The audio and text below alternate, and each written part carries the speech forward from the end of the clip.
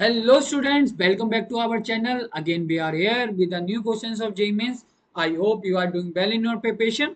तो जैसा कि बच्चों आप लोगों को पता है कि हम अपने YouTube चैनल पे क्वेश्चंस की सीरीज लेके आते हैं जिसमें कि हम क्या करते हैं कि JEE मेंस से रिलेटेड जो क्वेश्चंस हैं उनको समझाने की कोशिश करते हैं। तो कुछ बच्चे मुझसे पूछ रहे थे कि सर आप ये मिक्स क्वेश्चन करा रहे हो या कोई पार्टिकुलर चैप्टर से रिलेटेड है। तो बच्चों मैं आपको बताना चाहूंगा कि जो चैप्टर नंबर फर्स्ट है ना क्लास 11th का, ठीक है, जिस जो some basic concept of chemistry है उसके मैं लेक्चर्स ऑलरेडी अपने चैनल पर अपलोड कर चुका हूँ और उससे रिलेटेड जो मोस्ट इंपोर्टेंट क्वेश्चंस जो JEE Mains point of view से हैं मैं वो क्वेश्चंस करा रहा हूँ ताकि इन फ्यूचर अगर आपको इस टाइप के क्वेश्चंस मिले तो आप उस कॉन्सेप्ट से डील कर सकें। और मोस्ट लाइकली कि ये लास्ट लेक्चर हो सकता है उस चैप्टर के मोस्ट इंपोर्टेंट क्वेश्चंस का। तो आने वाले जो लेक्चर्स होंगे उन लेक्चर्स में मैं क्या करूंगा कि जो जो नेक्स्ट चैप्टर है आपके क्लास 11th का एटॉमिक स्ट्रक्चर, उससे रिलेटेड जो मोस्ट इंपोर्टेंट क्वेश्चंस होंगे जेई मेंस और जेई एडवांस के पॉइंट ऑफ व्यू से उनको कराने की कोशिश करूंगा और उनके पीछे जो कॉन्सेप्ट होगा वो आपको समझाऊंगा। ठीक है, तो इस लेक्चर को स्टार्ट करते हैं। और इस लेक्चर को स्टार्ट करने से पहले मैं आपसे बोलना चाहूंगा कि यहाँ पर वीडियो को पॉज करें और जो क्वेश्चन है पहले खुद से ट्राई करने की कोशिश करें। अगर आपको वो समझ में ना आए देन इसका सॉल्यूशन देखिए।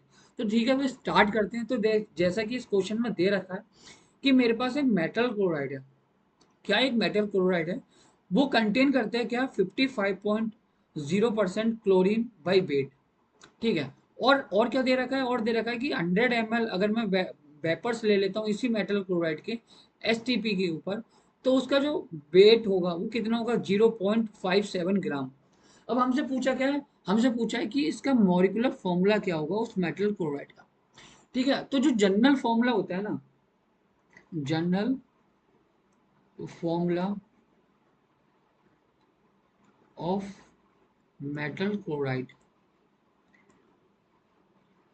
ठीक है, वो क्या होगा, वो होता है मेरे पास MCX, MClX। ठीक है, अब यहाँ पर देखो, यहाँ पर क्या है, M मेटल है, ठीक है। अब यहाँ पर C क्या है, मेरे पास क्लोरीन है, ठीक है। अब X क्या है, यहाँ पर X है मेरे पास नंबर ऑफ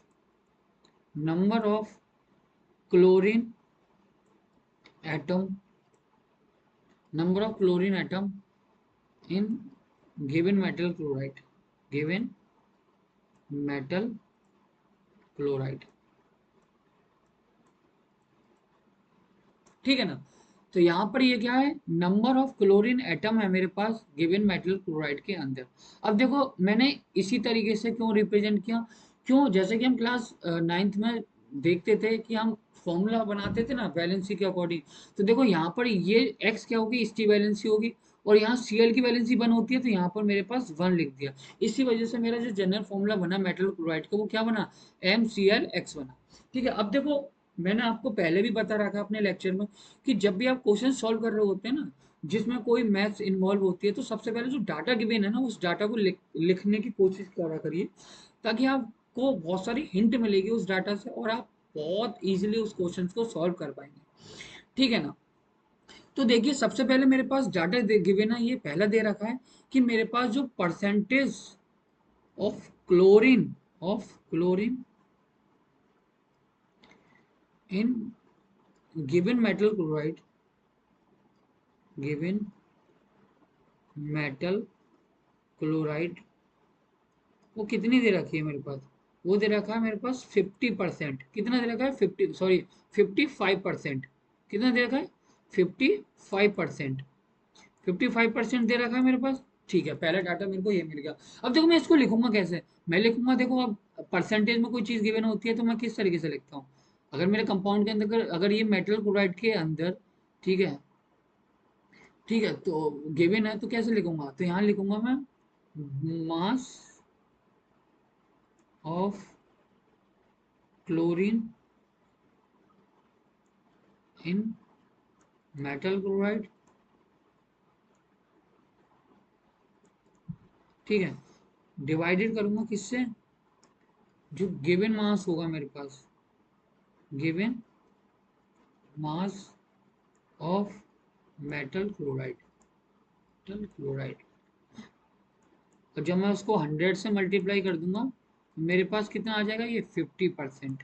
ठीक है, ये आ गया 50%।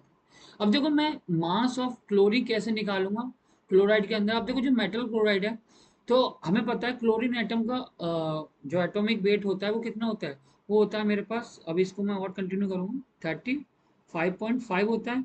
अब इसमें कितने नंबर ऑफ एटम प्रेजेंट है, एक्स प्रेजेंट है। गिवन में मैंने क्या मान लिया, गिवन जो मास होगा मेरे पास किसका, मेटल क्लोराइड का, given mass of metal chloride, ठीक है, वो कितना गिवन है मेरे पास, वो गिवन है मेरे पास कितना, मैंने निकाल लिया, कितना निकाल लिया, वो आ गया मेरे पास 55। ठीक है ना। अब यहाँ से देखो मेरे को एक्स की वैल्यू निकालनी सिंपल। अगर मैं एक्स की वैल्यू निकालूंगा ना तो मेरे को जो फॉर्मूला होगा ना, जो मॉलिक्यूलर फॉर्मूला मेटल क्लोराइड का, वो बना सकता हूँ। तो मेरा जो अल्टीमेट गोल है वो एक्स की वैल्यू फाइंड करना है। क्या है, एक्स की वैल्यू फाइंड करना। और दूसरी जो चीजें दे रखी है मेरे पास, और डाटा जो दे रखा है, वो डाटा दे रखा है कि 100 ml, 100 ml अगर मैं वेपर ले लेता हूँ इसके, vapour of metal chloride, metal chloride, उसका जो वेट होगा वो कितना दे रखा है, 0.57 ग्राम दे रखा है। ठीक है ना। तो देखो अब मैं यहाँ से क्या निकालूंगा, अगर मैं यहाँ पर अगर इसको अप्लाई करता हूँ स्टोइकोमेट्री और मोल कॉन्सेप्ट यूज करके, तो देखो 1 ml अगर मैं वेपर से ले लेता हूँ पर of metal chloride, metal chloride, तो वो कितना आ जाएगा मेरे पास, वो 0.57 अपॉन 100 ग्राम आ जाएगा। यानी इतने ग्राम मेरे पास क्या हो जाएगा, इसका वेट हो जाएगा। और अगर मैं इसका 22400 ml ले लेता हूँ vapour of metal chloride, metal chloride, तो यहाँ से मेरे को कितना मिलेगा, मैं मल्टीप्लाई कर दूंगा इसकी, यानी 0.57 डिवाइडेड बाई इंटू क्या हो जाएगा, 22400 ग्राम हो जाएगा। अब यहाँ से मैंने ये काट दिया और इस जीरो से मैंने ये जीरो काट दिया, और यहाँ पर मैं अब इसका मल्टीप्लाई करूंगा। तो देखो बच्चों एक बार फिर से ट्राई करिए कि अगर मैं मल्टीप्लाई करूंगा इसकी तो कितना हो जाएगा, 0.57 की मैं मल्टीप्लाई करता हूँ 224 से, तो मेरे पास कितना निकल के आएगा, मेरे पास निकल के आएगा 127.68 ग्राम। ठीक है। तो देखो यहाँ से आपको एक चीज समझ आ रही है, ये देखिए यहाँ से आपको एक चीज समझ में आ रही है कि ये कितना वॉल्यूम होता है, ये वही वॉल्यूम होता है जब 1 मोल सब्सटेंस मेरा एस टी पी पर ऑक्यूपाई करता है। ठीक है, अगर कोई मेरे पास गैसीय सब्सटेंस है और अगर वो 1 मोल अगर एस टी पी पर इतने एम एल वॉल्यूम कंटेन करता है, इसका मतलब है कि उसका 1 मोल प्रेजेंट है। तो यहाँ से मेरे को एक इन्फॉर्मेशन मिली कि ये मोलर मास निकल के आ गया। क्या निकल के आ गया, मेरे पास ये मोलर मास निकल के आ गया। अब ये मोलर मास मेरे पास निकल के आ गया। ठीक है, अब ये मेरे पास मोलर मास निकल के आ गया। तो अब यहाँ पर मोलर मास अगर मेरे पास ये निकल के आ गया, ठीक है, अब यहाँ पर क्या करूंगा, मैं यहाँ पुट कर सकता हूँ इसकी वैल्यू। ठीक है, तो यहाँ पर क्या करूंगा, अब इसको मैं रफ कर देता हूँ,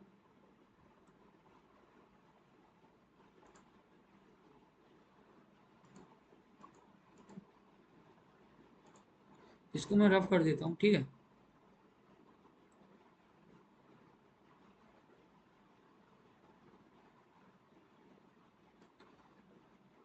तो देखिए अगर मैं इसी को अगर और सॉल्व करता हूँ आगे, तो देखो 35.5 एक्स, और देखो मेरे पास ये निकल के आ गया 127.68 इंटू कितना हो जाएगा मेरे पास 100 इक्वल्स टू 55 हो जाएगा। ठीक है, अब मैं इसको इधर लेके जाऊंगा तो एक्स की वैल्यू मेरे पास कितनी निकल के आएगी, 55 इंटू 127.68 डिवाइडेड बाई क्या हो जाएगा मेरे पास 35.5 इंटू 100। तो देखो बच्चों इसको सॉल्व करेंगे ना हम, तो इसको सॉल्व करने की कोशिश करते हैं।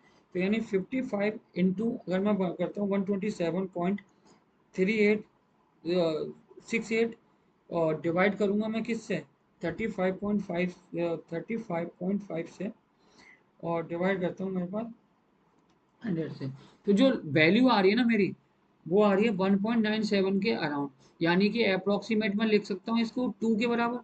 यानी कि मेरे पास उस मेटल क्लोराइड के अंदर कितने एटम प्रेजेंट होंगे, क्लोरीन के 2। तो इसका मॉलिक्यूलर फॉर्मूला क्या हो जाएगा मेटल क्लोराइड का, MCl2 हो जाएगा। तो यही मुझसे पूछ रखा था और यही मैंने निकाल दिया, यानी कि इसका जो फॉर्मूला होगा क्या होगा, MCl2 होगा इसका फॉर्मूला, ठीक है ना। आई होप आपको ये क्वेश्चन समझ में आया होगा। अब नया क्वेश्चन ट्राई करते हैं, ठीक है ना। तो नया क्वेश्चन ट्राई करते हैं और आई होप कि आपको ये क्वेश्चन समझ में आया होगा। और मैं दोबारा से आपसे रिक्वेस्ट करूंगा कि पहले इस वीडियो को पॉज करें और इस क्वेश्चन को करने की कोशिश करें, ठीक है ना। तो देखिए इस क्वेश्चन में क्या दे रखा है। इस क्वेश्चन में मेरे पास पूछ रखा है कि एक हाइड्रोकार्बन है, क्या दे रखा है, मेरे पास एक हाइड्रोकार्बन गिवन है, ठीक है ना। तो हाइड्रोकार्बन गिवन है यानी कि मेरे पास ये ऑर्गेनिक कंपाउंड है। तो मेरे पास ये क्या है, एक हाइड्रोकार्बन है ए। अगर मैं उसका कंप्लीट कंबशन कराता हूँ तो वो क्या देता है मेरे पास, 11 इक्विवेलेंट ऑफ ऑक्सीजन यूज होते हैं, ठीक है, रिक्वायर्ड होता है, और प्रोड्यूस करता है 4 इक्विवेलेंट ऑफ वाटर। तो मुझे क्या बताना है, मुझे बताना है कि मॉलिक्यूलर फॉर्मूला क्या होगा मेरे पास ए का, ठीक है ना। तो मॉलिक्यूलर फॉर्मूला मुझसे पूछा है ए का। तो देखो मैंने जैसे कि अपने प्रीवियस लेक्चर में भी आपको बता रखा है कि अब देखो यहाँ पर हाइड्रोकार्बन दे रखा है। हाइड्रोकार्बन का मतलब क्या होता है कि हाइड्रोकार्बन में सिर्फ carbon and hydrogen main element होंगे, ठीक है ना। तो इसको मैं हाइड्रोकार्बन को रिप्रेजेंट करूंगा बेसिस जो जनरल फॉर्मूले से, वो कैसे करूंगा, CxHy। और मैंने आपको बता रखा है कि इसका जो जनरल वे ऑफ रिप्रेजेंटेशन होता है कि जब कोई हाइड्रोकार्बन अंडर को जाता है कंप्लीट कम्बशन तो उसको किस तरीके से रिप्रेजेंट करते हैं जनरल में।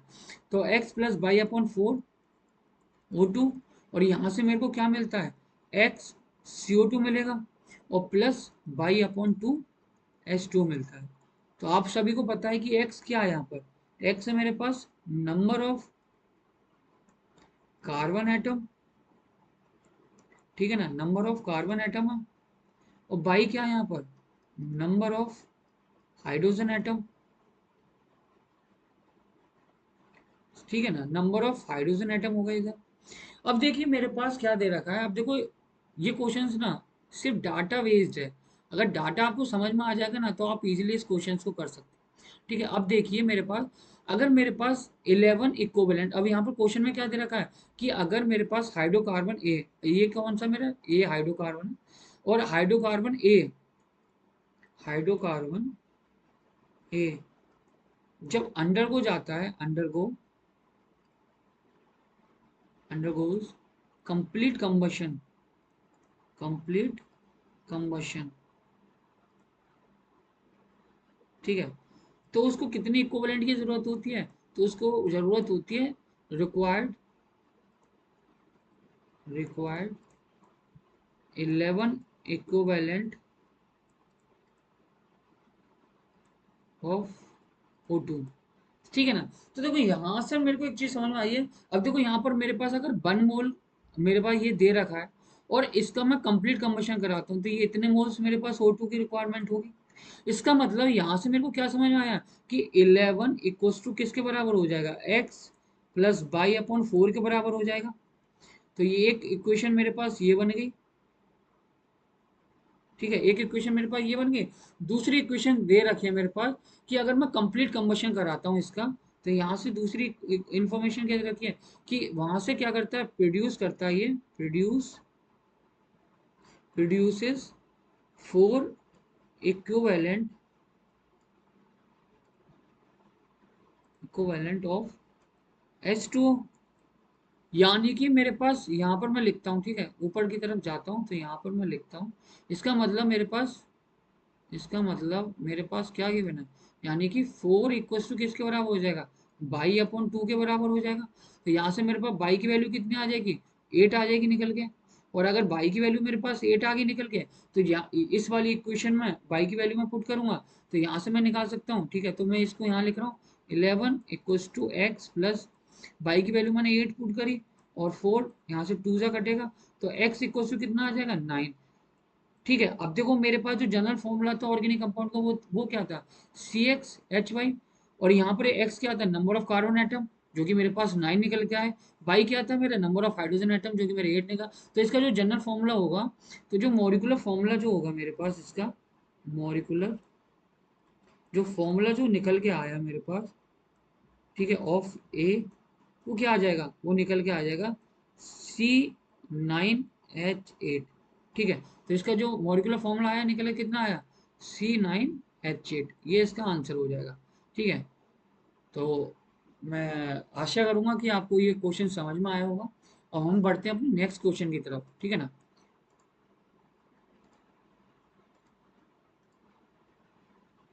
तो जो नेक्स्ट क्वेश्चन है मेरे पास, वो मेरे पास ये है। ठीक है, तो बच्चों पहले पॉज करिए और खुद से ट्राई करने की कोशिश करिए, अगर नहीं समझ में आएगा देन इसका सॉल्यूशन देखिए। ठीक है ना, तो देखो इस क्वेश्चन में क्या दे रखा है। इस क्वेश्चन में दे रखा है अगर मेरे पास 25 वॉल्यूम हाइड्रोजन पर ऑक्साइड के हैं तो इसका मतलब क्या है। ठीक है ना, इसका मतलब क्या है, तो देखो इसका मतलब ये है। अब देखो ये जो दे रखी है ना, ये वॉल्यूम स्ट्रेंथ दे रखी है। क्या दे रखी है, वॉल्यूम स्ट्रेंथ। तो इसकी जो वॉल्यूम स्ट्रेंथ होगी, वॉल्यूम स्ट्रेंथ जो गिवन है यहाँ पर, स्ट्रेंथ ऑफ H2O2 की जो गिवन है, ठीक है, वो कितनी दे रखी है, वो 25 दे रखी है। ठीक है ना, अब यहाँ पर मतलब क्या होता है इसका, इसका मतलब, इसका सीधा सिंपल मतलब है मेरे पास, कि मेरे पास अगर मैं 1 लीटर ले लेता हूँ ऑफ H2O2, ठीक है, 1 लीटर ऑफ H2O2 ले लेता हूँ, तो वो मेरे को कितना देगी, वो मेरे को देगी 25 लीटर ऑफ ऑक्सीजन देगा। इसका सीधा सीधा मतलब ये है मेरे पास, कि अगर मेरे पास 1 लीटर H2O2 का सॉल्यूशन होगा ना, वो मेरे पास क्या देगा, 25 लीटर ऑक्सीजन देगा मेरे पास। ठीक है ना, अब इससे मेरे को एक चीज समझ में आती है, यहाँ से मेरे को एक चीज समझ में आएगी, यानी कि जो 1 लीटर है मेरे पास, ठीक है, अब यहाँ से देखो वॉल्यूम स्ट्रेंथ है, अब यहाँ से मैं मोलरिटी भी निकाल सकता हूँ ना। तो देखो आपको पता होगा कि मोलरिटी इंटू 11.2 इक्वल्स टू क्या होता है, वॉल्यूम स्ट्रेंथ होती है, वॉल्यूम स्ट्रेंथ होती है निकल के, स्ट्रेंथ ऑफ H2O2। तो यहाँ से मैं मोलरिटी भी निकाल सकता हूँ। तो जो मोलरिटी निकल के आएगी मेरे पास, जो मोलरिटी निकल के आएगी इक्वल्स टू क्या आएगी, वॉल्यूम स्ट्रेंथ कितनी है, 25, और मैं डिवाइड करूंगा किससे, 11.2 से। तो जो मोलरिटी आएगी वो कितनी निकल के आएगी, और मैं 25 को डिवाइड करता हूँ 11.2 से, तो ठीक है, मैं अगर डिवाइड करता हूँ 11.2 से, तो यानी कि मेरे पास जो मोलरिटी आ गई वो कितनी आ गई, 2.23 आ गई। अब देखो यहाँ से मेरे पास ये चीज़ समझ में आ गई। अब यहाँ से मेरे को एक चीज़ समझ में और आती है, अगर अब यहाँ से मैं मोलरिटी, मोलरिटी क्या होती है, मोलरिटी जो होती है मेरे पास, number of moles, number of moles divided by volume, volume in litre. ठीक है, अब देखो इसका जो, इसकी जो मोलरिटी आई है ना, ये मोलरिटी किसकी आई है, H2 हाइड्रोजन पेरोक्साइड की, यानी H2O2 की आई है। तो यहाँ पर ये मोलरिटी ऑफ H2O2 की आई है।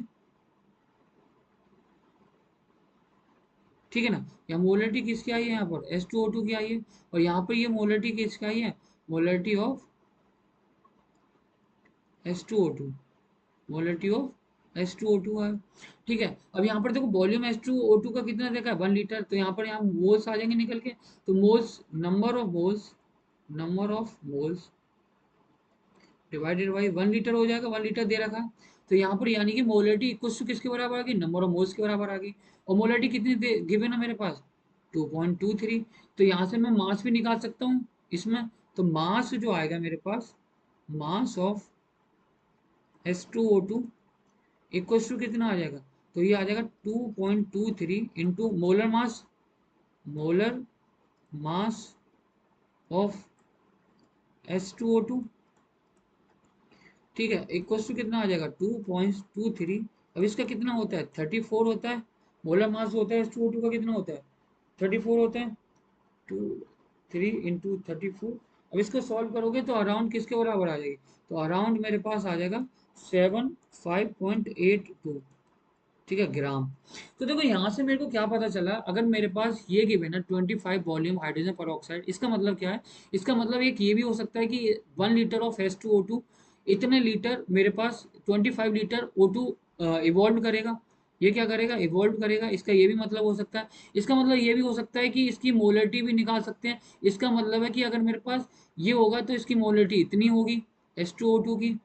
ठीक है ना, और तीसरा जो और आगे जो जाके मेरा और मतलब निकाल सकता है कि अगर वो मास भी पूछ सकता है इसमें, तो मास भी मेरे पास निकल के आ जाएगा 75.82 ग्राम हो सकता है। तो इससे मेरे पास देखो कितने कितने मतलब बनते हैं। एक मतलब मेरे पास ये बन गया, इससे मेरे पास एक मतलब ये बन गया, इससे एक मतलब ये बन गया, ठीक है ना। तो देखो इसका सीधा कहने का मतलब क्या है कि आपको क्वेश्चन किसी भी तरीके का दे रखा हो, अगर आपको कॉन्सेप्ट पता है ना तो आप उस क्वेश्चन को आसानी से कर सकते हो, ठीक है। तो आई होप आपको ये क्वेश्चन भी समझ में आया होगा। तो नेक्स्ट क्वेश्चन करते हैं।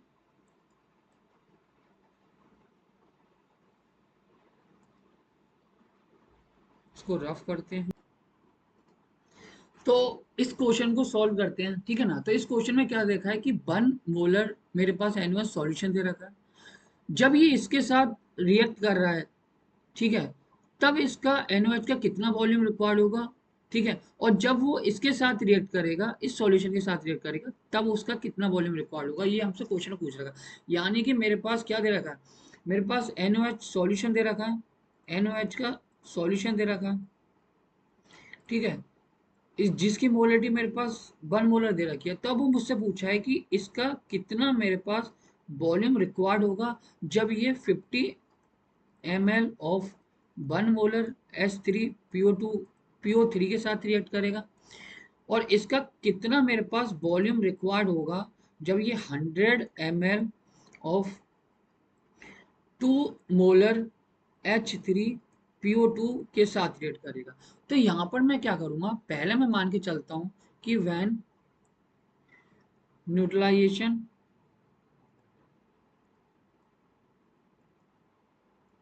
ठीक है between NaOH and H3PO3 solution के साथ, ठीक है। तो यहाँ पर क्या करूँगा मैं, इक्विवेलेंट लॉ यूज कर सकता हूँ। तो वहां से मेरे को क्या पता चलेगा, वहां से मेरे को सीधे सीधे लिख सकता हूँ कि equivalent of NaOH equal to किसके बराबर हो जाएंगे, इक्विवेलेंट ऑफ H3PO3। तो यहाँ से मैं इसको ऐसे लिख सकता हूँ कि n factor of NaOH into volume into molarity of NaOH, ठीक है। यहाँ पर भी ये NaOH का, ठीक है। तो इक्वल टू क्या लिखूंगा, n फैक्टर किसका, H3PO3 का into volume of H3PO3 into molarity किसकी, H3PO3 की, ठीक है। अब देखो यहाँ पर क्या हो जाएगा, अब देखो n फैक्टर जो होता है मेरे पास NaOH का वो कितना होता है, 1 होता है, इंटू वॉल्यूम मेरे को निकालना है, ठीक है, NaOH का इंटू मोलिटी कितनी दे रखी है, NaOH की 1 दे रखी है। और यहाँ पर n फैक्टर कितना आता है H3PO2 का, ये आता है मेरे पास 2। और यहाँ पर जो वॉल्यूम दे रखा है इसका कितना देखा है 50 ml, इंटू मोलिटी कितनी देखी है 1 ml। तो यहाँ से मेरे पास किस में आ जाएगा, ml में मेरे पास वॉल्यूम आ जाएगा। तो वॉल्यूम जो रिक्वायर्ड होगा मेरे पास NaOH का वो कितना हो जाएगा, 100 ml हो जाएगा यहाँ से, ठीक है। तो जो मेरे पास पहला जो चीज मेरे को निकल के आ गई कि volume required when NaOH react with H3PO3 solution, तो कितना मेरे पास वॉल्यूम आ गया निकल के, वो आ गया मेरे पास 100 ml आ गया निकल के। अब सेम चीज हम कब किसके साथ करेंगे, H3PO2 सॉल्यूशन के साथ करेंगे। तो मैं इसको रफ कर देता हूँ, ठीक है। तो मैंने यहाँ से इसको रफ किया, इसको रफ कर देते हैं, ठीक है। यहाँ से ये इसको,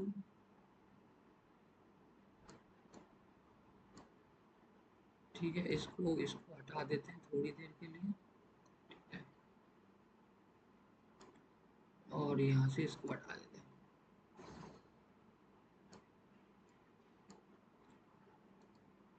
ठीक है ना। अब देखिए, अब दूसरा पार्ट मैंने क्या लिया कि जब न्यूट्रलाइजेशन हो रही है किसके बीच में, NaOH और H3PO2 सॉल्यूशन के साथ, तो यहाँ पर भी सेम इक्विवेलेंट लॉ लग जाएगा। तो equivalent of NaOH equals to किसके बराबर हो जाएगा, इक्विवेलेंट ऑफ H3PO2 के साथ।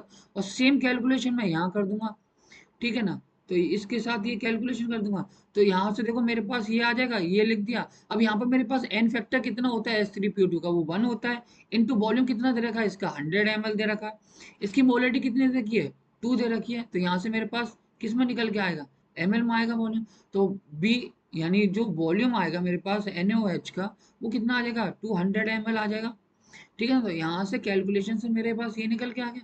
यानी कि मैं कह सकता हूँ कि volume required when NaOH react with react with किसके साथ, H3PO2 सॉल्यूशन के साथ। तो कितना मेरे पास वॉल्यूम रिक्वायर्ड होगा इसका, वो कितना हो जाएगा मेरे पास, 200 ml हो जाएगा। और यही मुझसे क्वेश्चन में पूछ रखा था। तो आई होप कि आपको ये क्वेश्चन समझ में आया होगा। अगला क्वेश्चन करते हैं।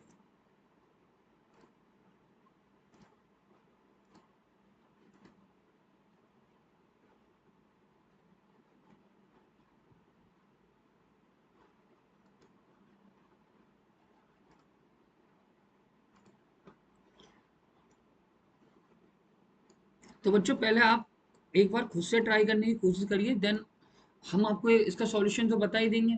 तो पहले खुद से ट्राई करने की कोशिश करिए, ठीक है ना। तो देखो इस क्वेश्चन में क्या देखा है, इस क्वेश्चन में देखा है अगर मेरे पास एक सैंपल है, एक सैंपल है मेरे पास मेटल ऑक्साइड का, जिसका फॉर्मूला दे रखा है मेरे पास एम 0.3 0.83O1। और जो मेटल ऑक्साइड है, ठीक है, जो मेटल एम है, एग्जिस्ट करता है दो ऑक्सीडेशन स्टेट के अंदर। ठीक है, तो +2 एंड +3 के ऑक्सीडेशन स्टेट के अंदर एग्जिस्ट करता है। तो मुझे बताने कि इस सैंपल, जो ये सैंपल दे रखा है, इस सैंपल में जो मेटल आइन जो +2 ऑक्सीडेशन स्टेट में होंगे, तो उनका कितना परसेंटेज उस कंपाउंड के अंदर प्रेजेंट होगा, मुझे ये बताना। यानी कि मेरे पास ये जो कंपाउंड दे रखा है, मेरे पास जो मेटल ऑक्साइड दे रखी है, ये जो मेटल ऑक्साइड मेरे पास गिवन है, ठीक है, कौन सी है, एम 0.83O1। ठीक है, अब इसमें क्या है कि अब यहाँ पर जो मेटल है ना मेरे पास, मेटल, अब ये मेटल जो दे रखा है वो दो ऑक्सीडेशन स्टेट के अंदर प्रेजेंट है। एक है +2 ऑक्सीडेशन स्टेट के अंदर और एक है +3 ऑक्सीडेशन स्टेट के अंदर। ठीक है, तो मुझे क्या निकालना है कि कितने नंबर ऑफ, ठीक है, कितने नंबर ऑफ एटम जो है मेटल के वो प्रेजेंट है इस कंपाउंड के अंदर, जो कि +2 ऑक्सीडेशन स्टेट के अंदर है, और उसका मेरे को परसेंटेज निकालना है। तो बच्चों यहाँ पर मैं क्या करूँगा, यहाँ पर सिंपल एक ट्रिक यूज कर सकता हूँ, फॉर्मूला यूज कर सकता हूँ। यानी कि मान के चलिए सबसे पहले कि यहाँ पर मैं निकाल सकता हूँ एवरेज ऑक्सीडेशन स्टेट निकाल सकता हूँ। तो यहाँ से मेरे पास एवरेज ऑक्सीडेशन स्टेट कितनी निकल के आ जाएगी, एवरेज ऑक्सीडेशन स्टेट कितनी निकल के आ जाएगी यहाँ पे, वो आ जाएगी मेरे पास, इसको मैं लगाऊंगा तो 200/83 आ जाएगी निकल के। ठीक है ना। अब मैं यहाँ पर क्या करूँगा, सिंपल यूज करता हूँ। मान के चलिए हम, मेरे पास मान लीजिए कि इस कंपाउंड के अंदर let x atom of metal which is in +2 oxidation state. ठीक है, ये हो जाएगा। और मैं इनके मान के चलता हूँ let y atom of metal which is in +3 oxidation state. ठीक है, अब तो यहाँ पर मैं देखो सीधा क्या कर सकता हूँ। तो यहाँ पर देखो ये जो फॉर्मूला दे रखा है मेरे पास, ठीक है, यहाँ से मैं ऐसा करूँगा कि अब देखो 2 × x प्लस का कितना हो जाएगा, 3 माइनस ऑक्सीडेशन स्टेट इसकी कितनी होती है, 2 होती है, -2 हो जाएगी, इक्वल टू 0 कर दूंगा क्योंकि कंपाउंड न्यूट्रल है। तो यहाँ से मेरे पास एक इक्वेशन बन जाएगी, 2x + 3y = 2 हो जाएगा। तो देखो एक इक्वेशन मेरे पास ये बन गई। ठीक है, यहाँ पर मेरे पास एक इक्वेशन ये बन गई। अब दूसरी इक्वेशन कैसे बनाऊंगा, दूसरी इक्वेशन बताऊंगा कि जो नंबर देखो, अब जो सम होगा मेरे पास, ठीक है, x + y का सम इसमें कितना हो जाएगा, वो 0.83 हो जाएगा। यहाँ से मेरे को ये चीज़ भी समझ में आती है, ये मेरे पास इक्वेशन नंबर 2 मिल गई। ठीक है, तो यहाँ पर मैं क्या करूंगा, एलिमिनेशन मेथड यूज करूंगा सॉल्व करने के लिए इक्वेशन को। तो अब देखो जो इक्वेशन नंबर 2 है, यहाँ से मैं क्या करूंगा, multiply multiply by 3 multiply by 3 in equation second. तो यहाँ से क्या हो जाएगा, अगर मैं मल्टीप्लाई करता हूँ तो यहाँ से हो जाएगा 3x प्लस 3y इंटू क्या करूँगा, 3 से मल्टीप्लाई करूँगा 0.83 आ जाएगा, इक्वल्स टू यहाँ से ये बन जाएगी और इक्वल्स टू ये कितना आ जाएगा। अब देखो इसकी मल्टीप्लाई करके देखिए तो यहाँ से मेरे पास कितना आ जाएगा, तो यहाँ से आ जाएगा 2.43 आ जाएगा, 2.49 आ जाएगा निकल के यहाँ से। ठीक है, इसको मल्टीप्लाई करूंगा यानी कि मेरे पास इक्वेशन क्या बनी, 3x 3y इक्वल्स टू किसके बराबर है, 2.49। और यहाँ से मेरे पास क्या आ जाएगा, 2x 3y इक्वल्स टू 2, ये भी दे रखा है। अब यहाँ से मैं देखो एलिमिनेशन मेथड यूज कर सकता हूँ, तो यहाँ से मैं अगर एलिमिनेशन मेथड यूज करूँगा ये कट जाएगा, तो x की वैल्यू मेरे पास कितनी निकल के आई, 0.49 आ जाएगी। यानी कि जो +2 ऑक्सीडेशन स्टेट के अंदर जो एटम प्रेजेंट है इस मेटल के, वो कितने हो गए, 0.49 हो जाएंगे। ठीक है, अब देखो यहाँ पर हमसे क्या पूछा है कि उस मेटल आइंस की परसेंटेज पूछी है इसके अंदर, तो वो कैसे कैलकुलेट करेंगे, तो इसको मैं रफ कर देता हूँ। तो मैंने इसको क्या करा, इसको रफ कर दिया। ठीक है, इसको मैं रफ कर देता हूँ, तो इसको मैंने रफ कर दिया। ठीक है, इसको मैंने क्या करा, रफ कर दिया। ठीक है ना, तो इसको मैंने क्या करा, रफ कर दिया। तो देखिए यहाँ पर अब क्या हो जाएगा, अब देखो क्या परसेंटेज निकालिए ना, percentage of metal ion in +2 oxidation state, 2 oxidation state. ठीक है, इन सैंपल कैसे निकालूंगा, देखो कितना है 0.49, और कितने मेरे पास टोटल मेटल दे रखे हैं एम के, टोटल सम कितना देखा है 0.83 देखा है, तो 0.83 से मल्टीप्लाई कर दूंगा, वो डिवाइड कर दूंगा, सॉरी डिवाइड कर दूंगा और इनटू मल्टीप्लाई करूंगा 100 से, तो मेरे पास ये निकल के आ जाएगा, कितना निकल के आएगा, तो इसको कैलकुलेट करते हैं। तो इसको कैलकुलेट करने के बाद मेरे पास कितना आ जाएगा, 49 देखो यहाँ से क्या हो जाएगा, ये हटा दो, ये डेसिमल हटा दो, तो 49/83 इंटू 100 हो जाएगा। ठीक है, तो डिवाइड करेंगे कितना आएगा, 83, तो यानी कि लगभग मेरे पास कितना निकल के आ गया, यहाँ से निकल के आएगा 59%। ठीक है, कितना आएगा 59%, और यही मेरा आंसर हो जाएगा इस क्वेश्चन का। ठीक है ना, तो ये मेरे पास क्वेश्चन का आंसर आ गया। आई होप आपको ये क्वेश्चन समझ में आया होगा। तो हम एक नया क्वेश्चन ट्राई करते हैं करने की। ठीक है, नया क्वेश्चन करते हैं।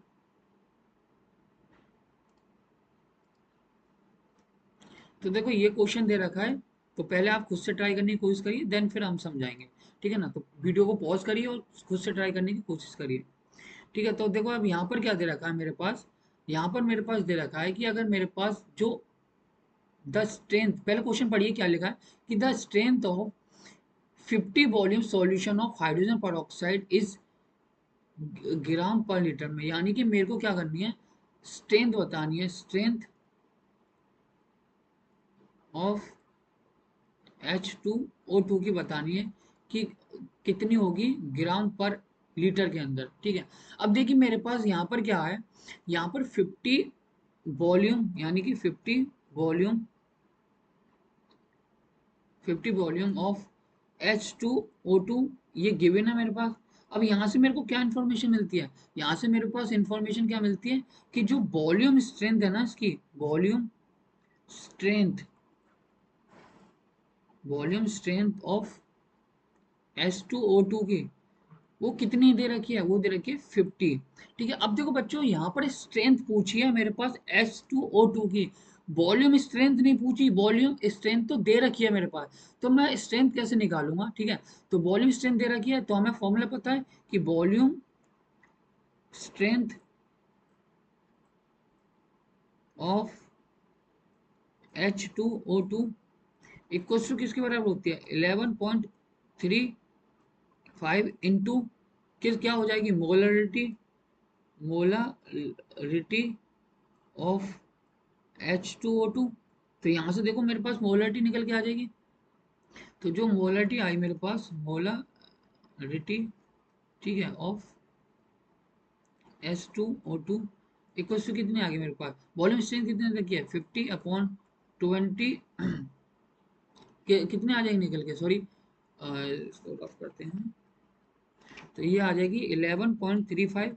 अब इसको देखो डिवाइड करेंगे तो कितना आएगा निकल के, अगर मैं 50 को डिवाइड करता हूँ किससे 11.35 से, तो मेरे पास अराउंड कितना आ जाएगा 4.4 आ जाएगी मेरे पास मोलरिटी। अब तो देखिए इसका देखो 50%, अब देखो एक चीज और देखने में आती है 50%, ठीक है, वॉल्यूम ऑफ H2O का कहने का मतलब क्या है कि मेरे पास अगर मैं 1 लीटर ऑफ H2O लेता हूँ तो मेरे पास यहाँ से क्या मिलेगी 50 लीटर ऑफ O2 इवॉल्व होगी, क्या होगी इवॉल्व होगी, ठीक है, निकलेगी। तो यहाँ से क्या होगा मेरे पास, तो वॉल्यूम जो दे रखा है मेरे पास H2O2 का कितना 1 लीटर दे रखा है, तो यहाँ से मोलरिटी से कितना आ जाएगा, नंबर ऑफ मोल्स निकाल सकता हूँ मैं, तो यहाँ से आ जाएगा number of moles of H2O2 कितना आ जाएगा मेरे पास, ठीक है। तो यहाँ से देखो एक एक चीज और कर सकते हैं, ये करने की जरूरत ही नहीं है बच्चों, तो एक काम करते हैं, तो देखो जो मेरे पास मोलिटी है कितनी दे रखी है, यानी मोलिटी के क्या होता है फॉर्मूला, वो होता है मोल्स पर लीटर होता है, ठीक है। अब ये मोल्स पर लीटर हो गया, तो मैं अगर मेरे पास स्ट्रेंथ निकालनी है मेरे को, अगर मेरे पास स्ट्रेंथ निकालनी है मेरे को, तो मैं इस तरीके से कर सकता हूँ, strength of H2O2 equal to मैं इस तरीके से लिख सकता हूँ कि मोलरिटी इंटू मोलर मास कर दूं, ठीक है, मोलर मास कर दूं, तो यहाँ से भी तो मैं स्ट्रेंथ निकाल सकता हूँ इसकी, तो यहाँ से मेरे पास क्या आ जाएगी, मोलरिटी कितनी आ गई, वो आ गई मेरे पास 4.4 इंटू 34, मोलर मास कितना होता है इसका, वो होता है मेरे पास 34, ठीक है, तो 34 से मैं करूंगा तो मेरे पास कितना आएगा निकल के 149.7 आ जाएगा। और अगर मैं इसको राउंड ऑफ करता हूँ तो राउंड ऑफ करने के बाद कितना आ जाएगा 150 ग्राम पर लीटर इसकी स्ट्रेंथ आ जाएगी।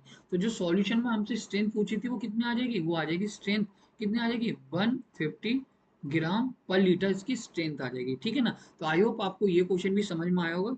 तो यहाँ पर अपने लेक्चर को हम एंड करते हैं, और आई होप कि आपको ये लेक्चर अच्छा लगा हो, और इसमें जो रिलेटेड मैंने क्वेश्चंस कराए हैं वो क्वेश्चंस भी आपको बहुत अच्छे से समझ में आए हों। तो हमारे चैनल को सब्सक्राइब करें और बेल आइकन दबाएं ताकि हमारी जो नए वीडियोस अपलोड होंगी उसका जो नोटिफिकेशन है सबसे पहले आपके पास आए। और हमारे चैनल पर इसी तरह से बने रहिए, और हम इसी तरीके से आपकी जेई मेंस जेई एडवांस या जिस भी कंपटीशन एग्जाम की आप तैयारी कर रहे हैं वो उसमें हेल्प कराएंगे इसी तरीके से क्वेश्चन समझाते हुए, और जो लेक्चर भी होंगे उन लेक्चर को हम प्रॉपर अपलोड करते हैं अपने चैनल पर। Thank you, have a nice day.